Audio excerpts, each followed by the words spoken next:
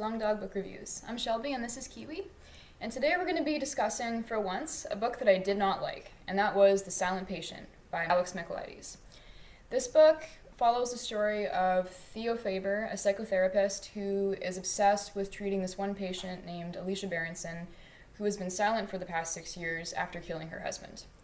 He clearly has psychological issues of his own. He was abused as a child. His wife is cheating on him. That's one thing worth mentioning. The narrative about him treating Alicia is intercut with a subplot about him discovering that his wife is cheating. And when it talks about how they met, he talks about how much he loved her and how great their marriage was. And this is juxtaposed against Alicia's diary, which is where she talks about her marriage to Gabriel and how in love they are, or rather how much she loves him, which is kind of the first clue that something's off. Whenever books talk about that, there's an imbalance of love where one partner seems more in love with their spouse than the other. You know that there's about to be trouble. Listen, did you ever hear of the Napoleonic Code Star? No, Stan. So this patient, Alicia Berenson, was discovered with her husband's dead body tied up to a chair with 5 bullet holes in his head. And police assume that she murdered him, and she hasn't spoken a single word since. Her only means of communication has been a painting that she called Alcestis, as an allusion to a Greek play in which a woman sacrifices herself for her husband, comes back from the dead, and is completely silent. This review will contain spoilers, as all my reviews do, so just be ready for that. Throughout this book, Theo doesn't do a whole lot of actual therapy. He applies for a job at the Grove, which is the psychiatric facility in which Alicia is being housed. He gets along well with his coworkers. Again, no one really seems to be doing a whole lot of work. A lot of his coworkers, including Yuri, Indira, and Diomedes, the director, all seem to think of their patients as either lost causes or just kind of a fun project. Like, they don't really seem to see their patients as people. It's also worth mentioning that all the patients are women. And this isn't a word that I like to throw around a lot, but this book is very misogynistic. All the female characters are described as being ugly, fat, and mean, or a perfect angel, or mentally unstable. So there's no real middle ground here. I kind of felt like I was reading a Stephen King novel. No offense to Stephen King. He does write some really great female characters, but I don't know. It does seem to be one of his weak spots. So anyway, Theo is continuing to treat Alicia, and in the meantime, there's a subplot going on with his wife and their failing marriage. He discovers one day that she's cheating on him. She's an actress, so she's often out late at rehearsals. And then he decides to stalk her. He catches his wife and her lover having sex in a forest. It's just really weird. I mean, everyone in this book is either a stalker, a criminal, or just a lowlife in some way, shape, or form. I know that Michaelides wrote another book called The Maidens, which follows a similar formula. I know I'm not going to be reading any more of his books after this.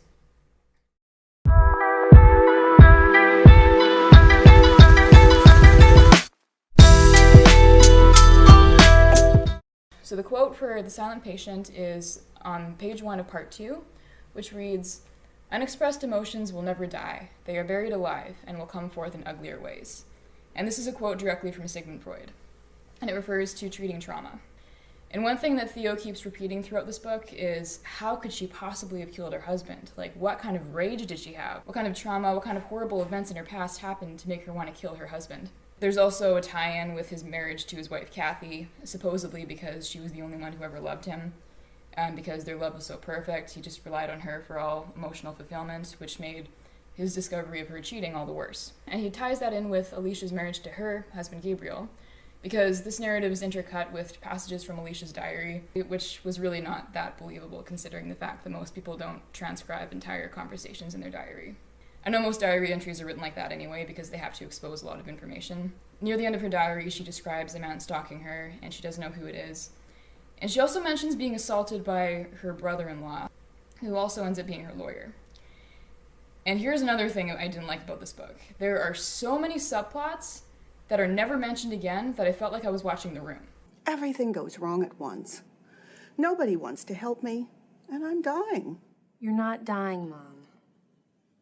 I got the results of the test back. I definitely have breast cancer. Minutes? You want 5 fucking minutes, eh? You know what?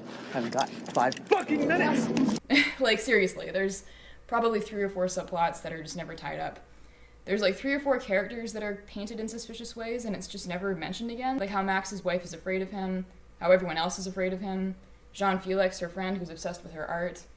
Her cousin Paul, who's basically a slave to his ugly, fat, mean aunt. Yeah, there's a lot of stuff that's just never touched on, and it was very annoying to read. Not to mention the fact that Theo never confronts his wife. She knows that she's cheating, but rather than actually bring it up and talk to her like someone would do in a healthy marriage, he decides to stalk her, and then that leads to him stalking her lover, and then going to her lover's house, and then discovering that her lover is in fact Gabriel, the husband of Alicia. So that's when he confronts Gabriel and confronts Alicia at the same time and says, "This man doesn't love you the same way that my wife doesn't love me." And then says to Gabriel, "I'm going to kill you, but I could also kill Alicia." He said, "I will either kill you or I will kill Alicia. It's your choice." And then Gabriel just says, "I don't want to die." So it's clear that he chose to have his wife die over him. So Theo is just utterly disgusted. He blows a hole in the ceiling and then leaves. And Alicia is disgusted and devastated because this is the second time in her life that someone has wished death on her. Here's another point worth touching on. So Alicia, in her past, had struggled with paranoia and other mental health issues. When she was 8, her mother died, and she overheard a conversation between her father and I think her aunt, where her father was grieving over the death of her mother, and he says, "Why did she have to die? Why couldn't Alicia, his daughter, have died in her place?" And this reminded me a lot of one of my favorite novels of all time, Norwegian Wood, by Haruki Murakami, where a very similar scene happens, where the main character, Midori, recalls a conversation that she had with her father after her mother died, and her father was so distraught that he says, "I wish that either you or your younger sister had died in her place." Now Midori, in this book, is about 17, so naturally her feelings are hurt, but she more or less brushes it off, saying that she knows that he didn't mean it and he was just saying it out of grief. Whereas Alicia hears her dad say this as an 8-year-old. And to an 8-year-old who can't really rationalize in the same way, that's obviously devastating. And it's described in the book as killing her psychically. So when Gabriel decided to have her die in his place, she'd had 2 of the most important men in her life wish her dead. So whether or not her dad actually meant it, that was what she thought and that was what she internalized. So that was what caused her to kill her husband, and that was what caused her subsequent silence. So yeah, the reason I didn't like this book was just because there were too many red herrings. But one thing I do appreciate about this book is the way that it interposed the 2 timelines. So the story that deals with Theo and his marital troubles alternates with the story of him treating Alicia, and you assume that it's on the same timeline, but it's actually 7 years in the past. Because if you read it again, when it talks about his marriage to Kathy, there's no direct relation to Alicia, or like at least he never mentions Alicia to her. So it'll say he came home from work. You assume that he's coming home from work at the psychiatric hospital. In reality, it's some other job. Like, it's just, again, it's 7 years in the past. But as the reader, you don't know that. So I thought that was very clever on the author's part. And also at the very beginning, when he's talking to his friend, who also stalked a girl that he was in love with. Yeah. He mentions that he has a wife, and then he says that her name is Kathy. But he seems almost reluctant to say that. So that, to me, was the first clue that something was kind of off. And I remember reading that and thinking, oh, maybe she's dead. But the next chapter talks about their marriage, and then I was thinking, okay, maybe he just didn't want to talk about his private life. So yeah, the author does throw you off in that way, and I think that was very cleverly done. But in total, I would give this book a 2 out of 5. I read this on the heels of I'm Thinking of Ending Things by Ian Reid. And while I was getting closer to the end, I was just kind of hurrying along, waiting for that twist that everyone kept talking about, so that I could start We Spread by Ian Reid, which I'm reading right now and enjoying very much, so would highly recommend his books. Anyway, I think Kiwi's just about ready to sleep, so that's my take on The Silent Patient by Alex Michaelides. Let me know in the comments if you agree, disagree, have another book to request, have some thoughts on the book that I didn't cover. I'd love to hear all of it. And I think someone's ready for a sleep.